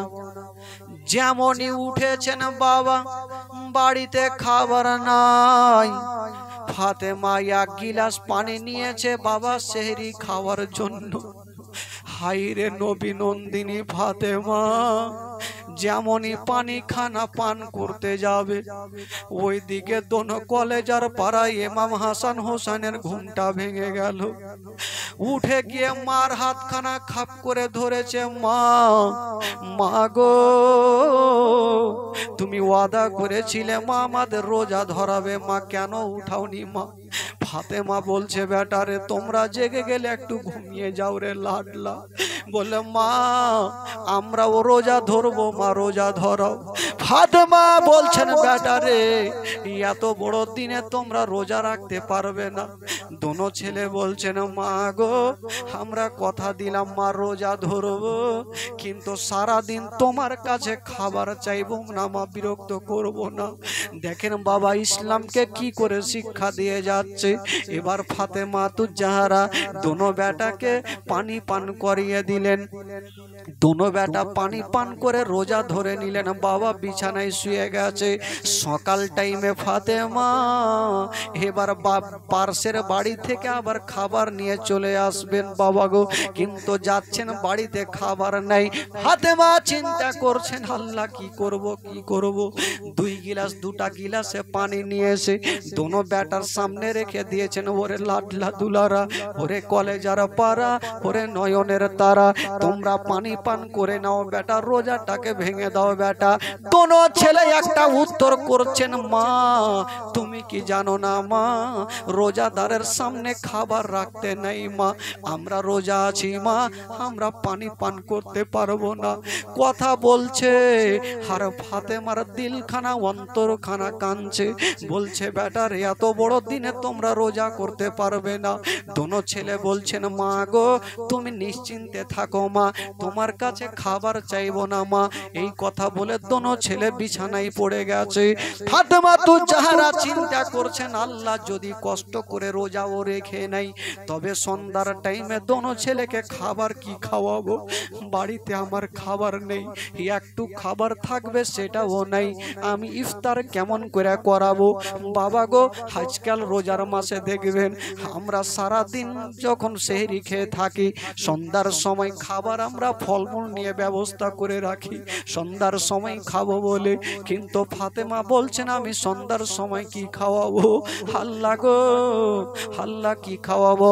স্বামী শেরে খোদা আলীকে ডাক দিচ্ছেন, স্বামী গো আমার মাথার তাজ, আপনার কাছে কোনো জিনিস আমি চাইনি, তবে স্বামী গো আমার দোনো লাডলা দুলারা রোজা থেকে গেছে, একটু ইফতারের ব্যবস্থা করে দেন।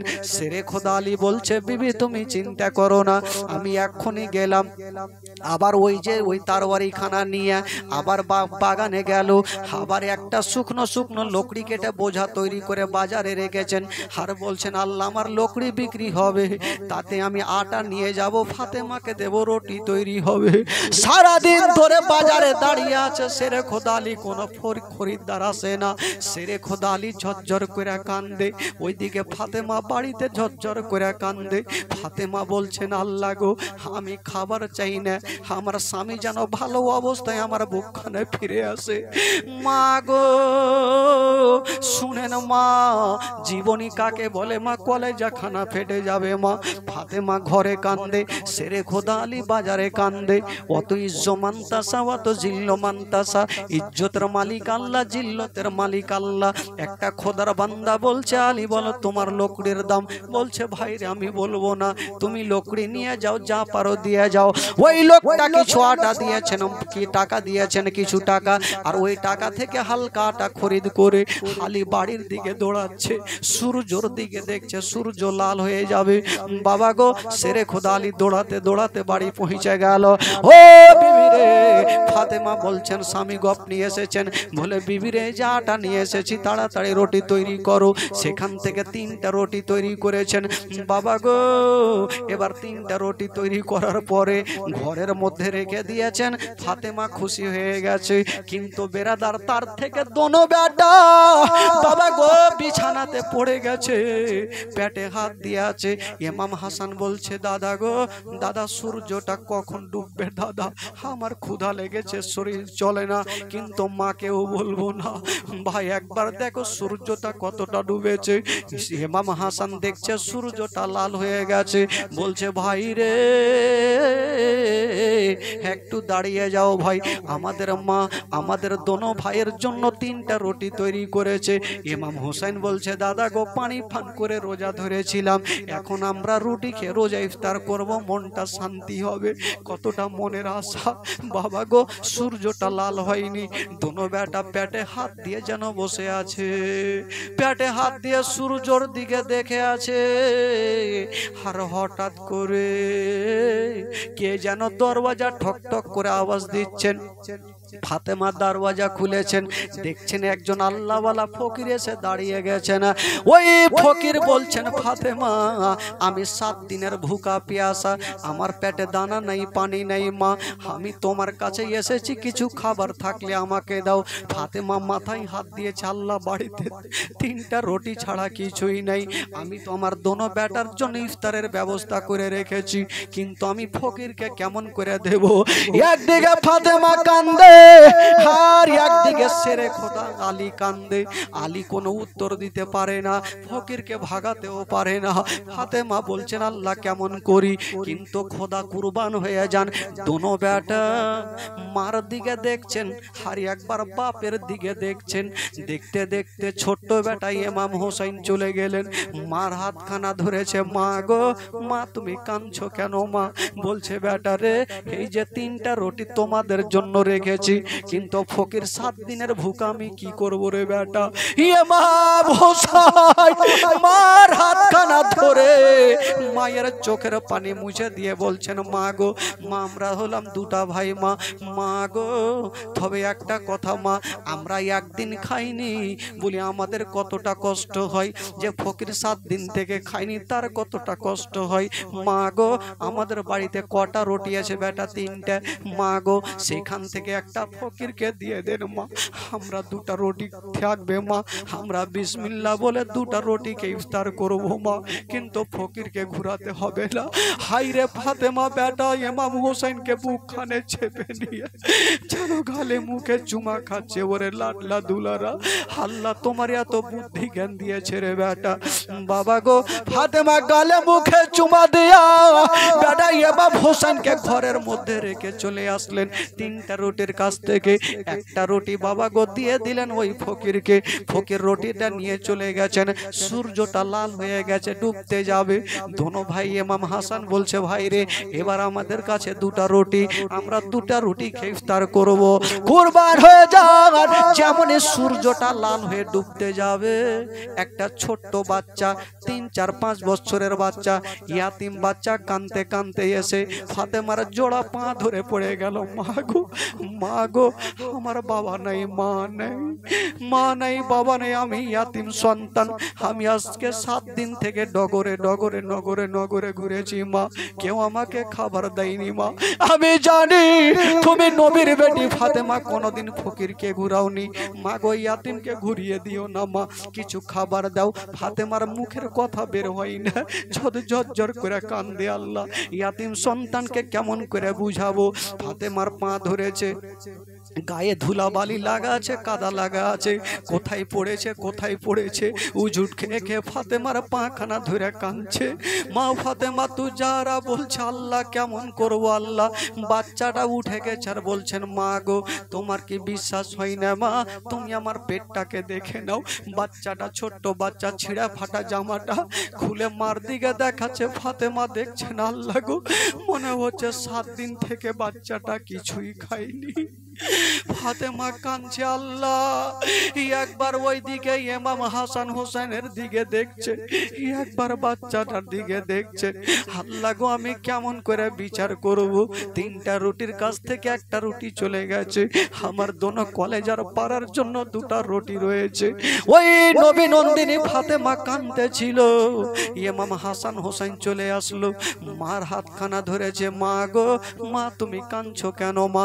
বলছে বেটা আমি বলবো না। বলছে মা গো তুমি কেন কাঁদছো? আমরা সব বুঝে গেছি মা। ছোট্ট ছোট্ট বাচ্চারা বলছে আমরা জানি মা। বলছে কি জানো রে বেটা? বলছে মা গো তুমি তো এই কথাটা ভাবছো 2টা রুটি ফকিরকে দেব, ওই বাচ্চাকে দেব না আমরাকে দেব, সেটা চিন্তা করছো মা। বলছে হ্যাঁ রে বেটা। ইমাম হাসান বলছে মা, মা গো তোমার হাত ধরে বলি মা, আমাদের মা আছে বাবা আছে, কিন্তু এই ছোট্ট বাচ্চাটার মা নেই বাবা নেই। তবে মা গো যার মা বাবা জগতে নেই তার দুনিয়াতে কিছুই নেই মা গো। আমরা একদিন থেকে খাবার খাইনি মা, তোমার কতটা বুকটা ফাটে মা। তবে বাচ্চাটা 7 দিন থেকে খাবার খাইনি, যদি আর মা বাবা থাকতো তবে কতটা কাঁদতো মা গো। যে 2টা রুটি আছে মা এই বাচ্চাটাকে দিয়ে দাও মা, আমরা রুটি নেব না। বলছে বেটা তোমরা কি খাবে বলো? বলছে মা গো আমরা কিছু খাবো না মা, তবে মা তোমাকে একটা কথা বলে দিই মা, আমাদের খাবার লাগবে না, আমরা পানি পান করে রোজা ধরেছিলাম মা, আবার পানি পান করে ইফতার করব। ফাতেমা দোনো বেটাকে বুকখানে লাগাইয়া চুমা খাচ্ছে।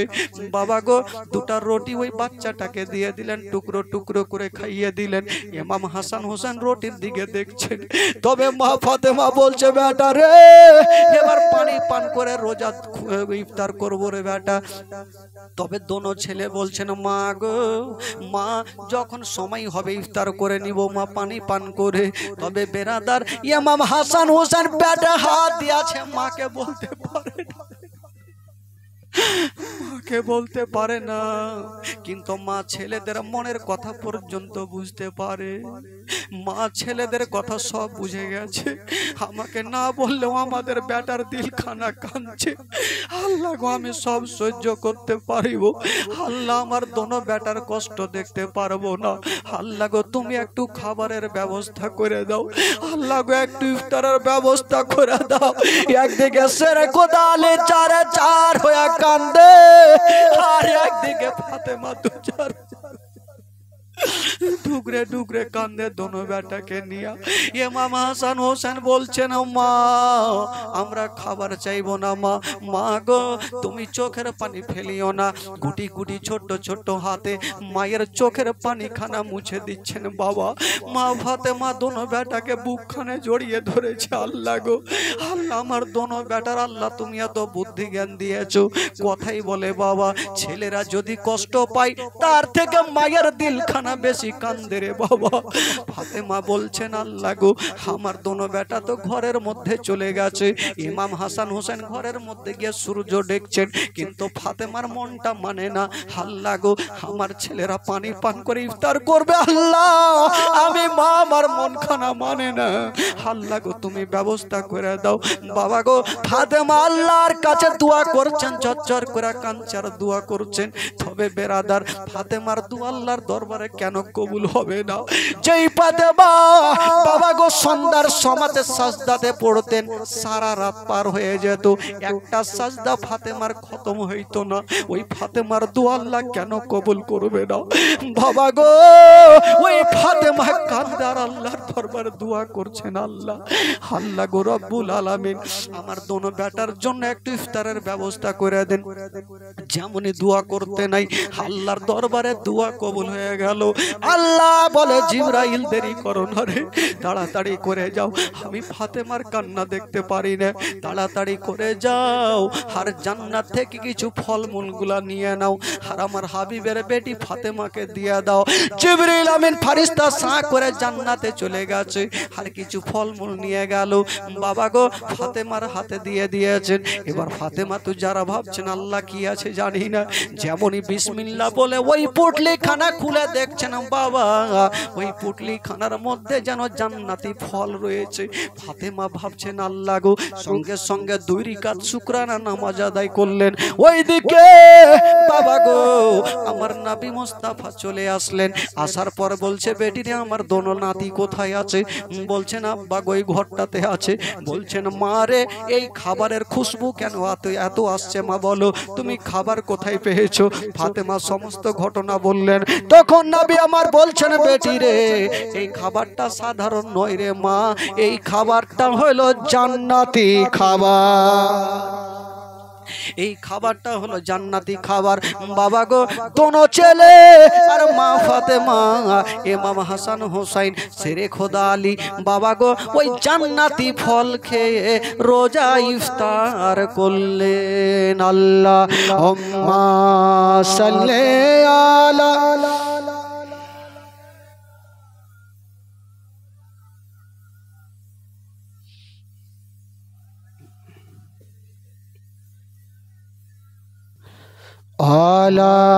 আলে সাইয়্যিদিনা মা।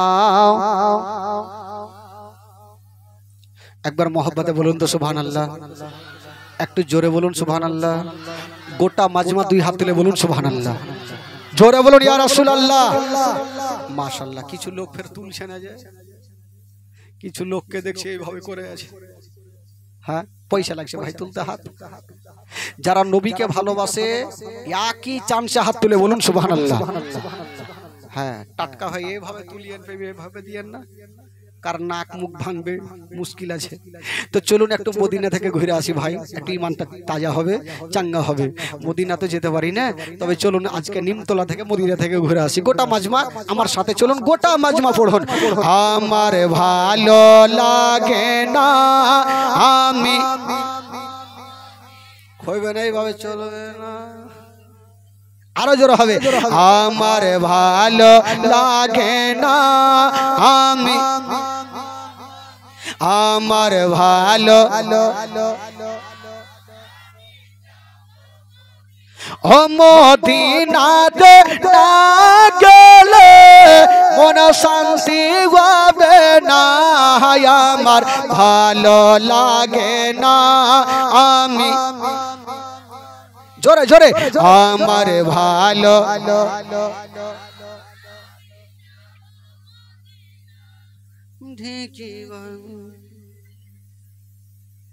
এত লোক বইসা আছেন তা আওয়াজ কেনা বাড়াই না, হ্যাঁ बोलवे नहीं करे है, कल्ले कल्ले बोले है, अब तो नहीं जोर से बोलिए, जोरे बोलें।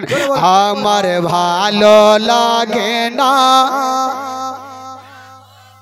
आरो, हमारे भालो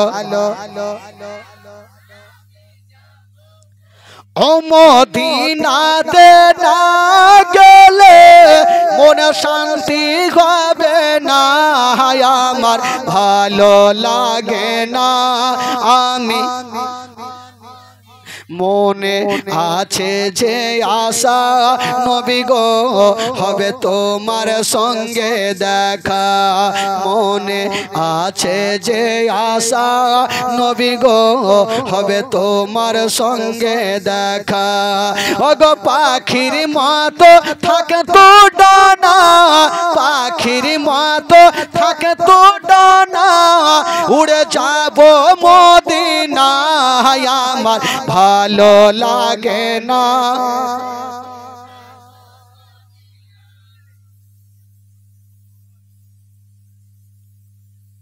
শুইতে যা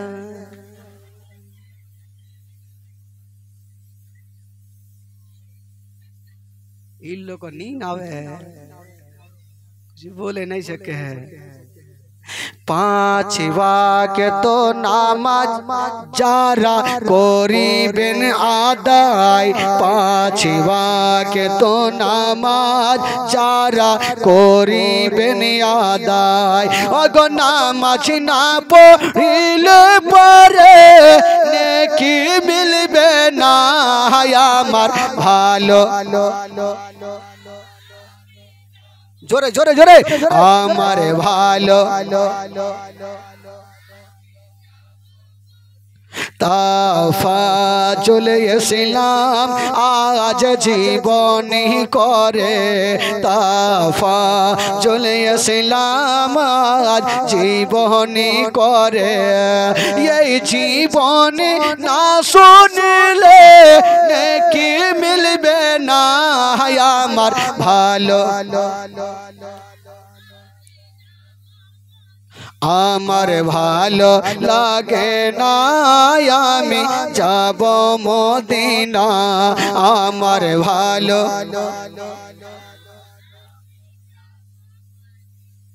বেরাদারান ইসলাম বন্ধুগণ, বাবাজির ভাই আমার।